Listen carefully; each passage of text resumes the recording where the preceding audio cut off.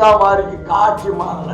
சபர்பாபால நியமிக்கப்பட்ட இந்த செயலாளர்கள் திருந்தல.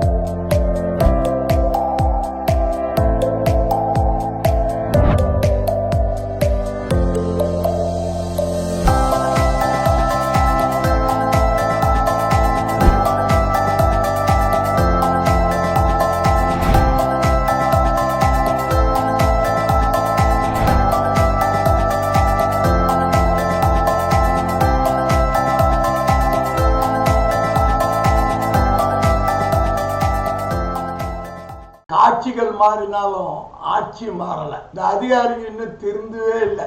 இந்து அறநிலைத்துறையில சேகர்பாபு அமைச்சரா இருக்க சொல்ல அருள்மிகு போரூர் ராமநாத ஈஸ்வரர் திருக்கோவில் கும்பாபிஷேகம் பண்ணணும்னு சொல்லி பல போராட்டத்துங்கள் மத்தியில 3 வருஷமா போராடி 4வது வருஷம்தான் திருப்பணி கமிட்டி போட்டு அந்த கோவில் கும்பாபிஷேகத்தை சிறப்பா பண்ணி முடிச்சோம். ஏன்னா தக்கார் போட முடியாம ஒரு அரங்காவலர் போட முடியாம ஒரு வழக்கு நிலுவையில் இருக்கு. அதனால அரங்காவலர் இது திருப்பணி கமிட்டி போட்டு சிவன் கோயில் கும்பாபிஷேகத்தை பல கோடி ரூபாய் சீட்டெல்லாம் முடிச்சோம். அது பக்கத்துல போரூர் பாலமுருகன் கோவில் ராமநாதீஸ்வரருடைய திருக்கோவில் உபகோவில், அந்த கோயிலோட இணைச்சாச்சு.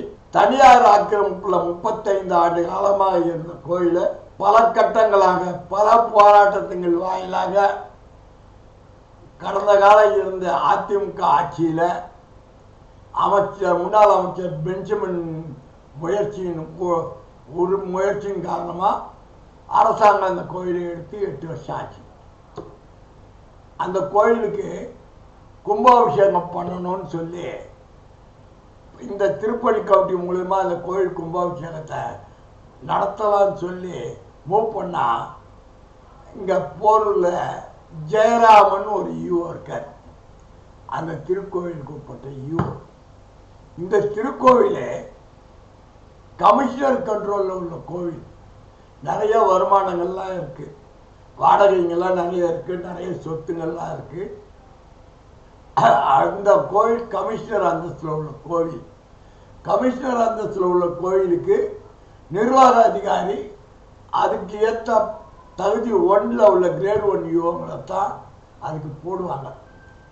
இவர் தற்காலிகமாக வந்து யூஓ ஆகிட்டு இவர் படுத்துகிற பாடு இருக்க ஊரே 2 ஆக்கிட்டார்.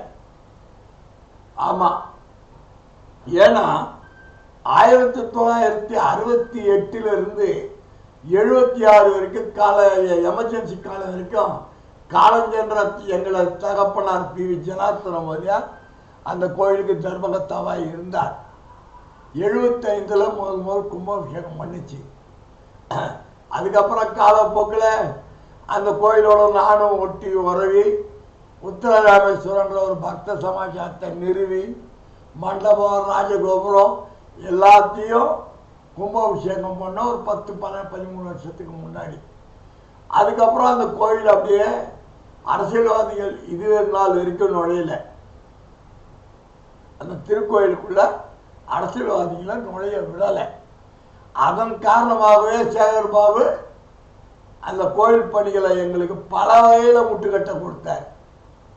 அதையும் மீறி கடந்த காலத்தில் இருந்த எம்எல்ஏ பல டார்ச்சர்களை பண்ணி திருப்பணி கமிட்டியினுடைய ஆணையை வாங்கி கொடுத்தார்.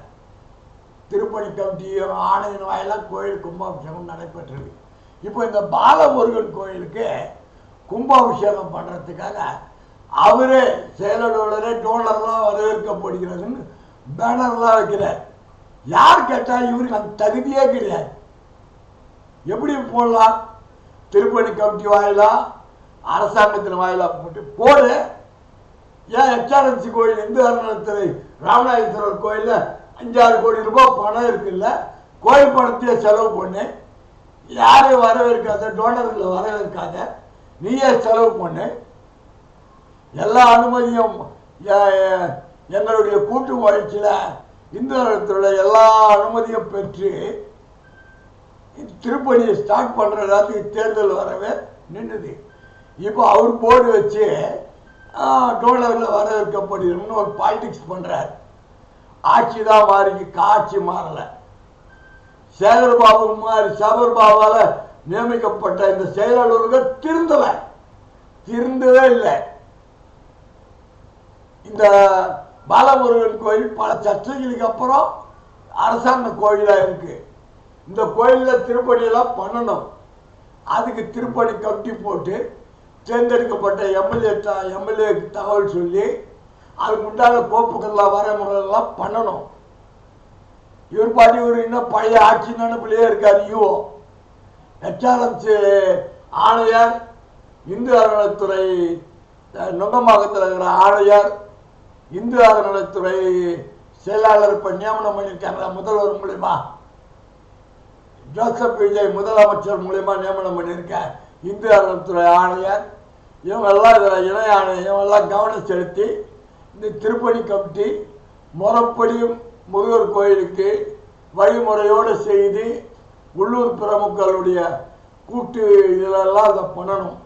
செயலாளரை தனியாக நடவடிக்கை எடுக்கக்கூடாது. இன்னும் அவர் டிஎம்கே ஆட்சி நடக்குது, சேகர்பாபு அமைச்சர் என்ற கனவுல இருக்காங்க. அதெல்லாம் ஒடுக்கணும். பப்ளிக் மக்கள், பொதுமக்கள் அவங்களுக்கு வெட்ட வெளிச்சமா என்ன நிர்வாகம் நடக்குதுன்னு தெரியணும். இவர் பாட்டு தனியாக போர்டெல்லாம் வைக்கக்கூடாது, தனியாக பாலாலயெல்லாம் பண்ணக்கூடாது. இது கொஞ்சம் கால அவகாசம் பெற்று சட்டமன்ற தேர்ந்தெடுக்கப்பட்ட சட்டமன்ற உறுப்பினர் ரேவந்த் மூலமாக அரசாங்கத்துக்கு இந்து அறநிலையத்துறை ஆணையருக்கு கடித போக்குவரத்தெல்லாம் அனுப்பிச்சு முறையாக அனுமதி வாங்கி கோயில் பணத்தில் செய்யறதா, பப்ளிக்கில் டோனர் மூலயமா பெற்று செய்யறதான்றதெல்லாம் காலந்தாஸ் செய்யணும். தேர்ந்தெடுக்கப்பட்ட தமிழக முதல்வர் ஜோசப் விஜய் நடவடிக்கை எடுப்பாரா? மதுரவாயல் தொகுதி சட்டமன்ற உறுப்பினர் ரேவந்த் நடவடிக்கை எடுப்பாரா? இது சம்பந்தமாக கவனங்கள் செலுத்துவார்களா? பொறுத்திருந்து பார்ப்போம்.